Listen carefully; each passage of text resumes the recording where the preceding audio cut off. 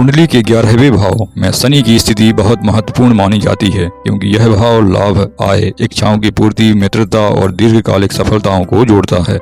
और शनि का स्वभाव परिश्रम, अनुशासन, स्थायित्व और कर्मफल से संबंधित होता है।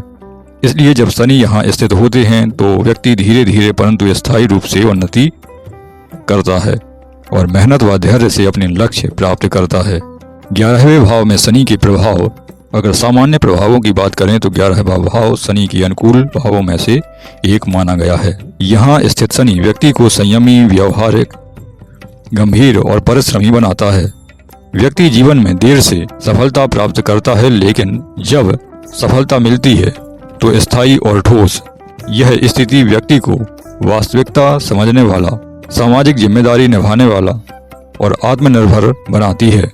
सकारात्मक प्रभावों की यदि बात करें, अर्थात यदि शनि शुभ है, तब व्यक्ति कठिन परिश्रम, धैर्य और ईमानदारी से धीरे धीरे धन, सरकारी नौकरी, औद्योगिक गतिविधि, तकनीकी काम, श्रम या प्रबंधन के क्षेत्रों में सफलता अवश्य प्राप्त होती है।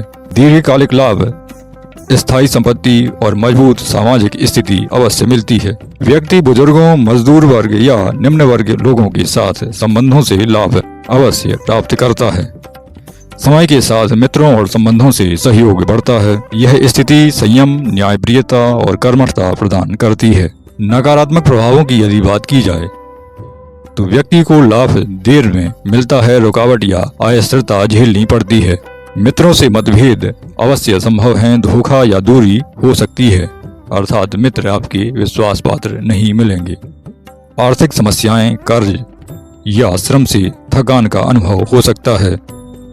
व्यक्ति अधिक गंभीर, नकारात्मक सोचने वाला या एकाकी मिलेगा। अति परिश्रम के बावजूद देर से परिणाम अवश्य मिलते हैं। संतान या पारिवारिक सुख में कमी संभव हो सकती है। उपायों की यदि बात की जाए, शनिवार के दिन उपवास रखें और काले या नीले वस्त्र अवश्य पहनें। शनि के मंत्रों का यथासंभव संकल्प के माध्यम से जप करें तो उचित रहेगा। शनिवार को तिल, काले उड़द, लोहे की वस्तुएं, काले वस्त्र और सरसों का तेल अवश्य दान करें। शनिदेव या श्री हनुमान जी की पूजा अवश्य करते रहें। विशेषकर हनुमान चालीसा पढ़ना आपके लिए शुभ रहेगा। कर्म में ईमानदारी रखें। झूठ, धोखा या छल से अवश्य दूर रहें। श्रमिक वर्ग, गरीब या वृद्ध व्यक्तियों की सेवा अवश्य करें। यह शनि को प्रसन्न करता है।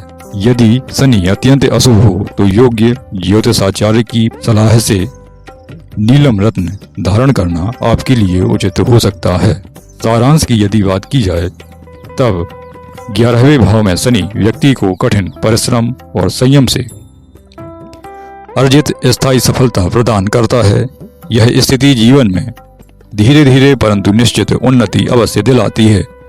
यदि शनि शुभ हो तो जातक धैर्य, कर्म और ईमानदारी से समाज में उच्च स्थान प्राप्त करता है, परंतु यदि शनि अशुभ हो तो विलंब, संघर्ष और मानसिक बोझ उत्पन्न कर सकता है।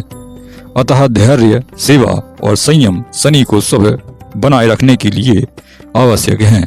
कुंडली के 11वें भाव, जिसे लाभ भाव कहा जाता है, राहु की स्थिति बहुत ही प्रभावशाली विशेष मानी जाती है। यह भाव लाभ, आय, इच्छापूर्ति, मित्रता और सामाजिक प्रभाव से संबंधित होता है। और राहु एक भौतिक, महत्वाकांक्षी और असाधारण परिणाम देने वाला ग्रह माना जाता है। इसलिए जब राहु यहाँ स्थित होता है तो व्यक्ति तेजी से उन्नति करने वाला, महत्वाकांक्षी, समाज में प्रभावशाली बन सकता है। परंतु राहु के छल भ्रम और अत्यधिक इच्छाएं कभी कभी समस्याएं भी ला सकती हैं। 11वें भाव में राहु के अगर प्रभाव देखे जाएं, अगर सामान्य प्रभावों की बात की जाए, तब राहु यहाँ व्यक्ति को लाभ प्राप्त करने की तीव्र इच्छा प्रदान करता है। यह व्यक्ति असाधारण तरीकों या अनोखी विधियों से धन कमाने में सफल होता है। राहु व्यक्ति को आधुनिक टेक्नोलॉजी, प्रेम, चालाकी और अवसरों को बनाने वाला बनाता है। जातक के मित्र प्रभावशाली, विदेशी या उच्च पदों पर आसीन हो सकते हैं, लेकिन राहु की प्रवृत्ति भ्रामक होती है, इसलिए अत्यधिक लोभी, लालच या अनुचित साधन से हानि संभव है। सकारात्मक प्रभावों की बात करें तो व्यक्ति असामान्य तरीके से धन कमाता है, जैसे विदेशी व्यापार, मीडिया, ऑनलाइन कार्य, राजनीति या अनुसंधान।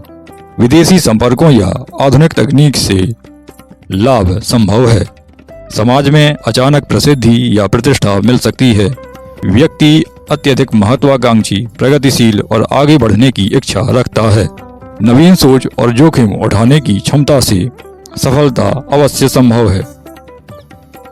नकारात्मक प्रभावों की यदि बात की जाए तो व्यक्ति को धन, मित्र या लाभ के मामलों में धोखा मिल सकता है। अनैतिक कार्यों, गलत निवेश या छल कपट से हानि संभव है। मित्र मंडली या समाज में विवाद, ईर्ष्या या बदनामी का डर रहता है।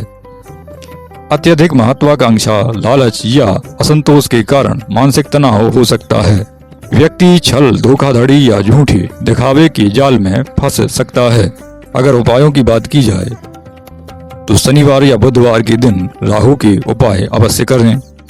शनिवार या प्रतिदिन राहु के मंत्रों का यथासंभव संकल्प के माध्यम से जप करें तो लाभदायक रहेगा।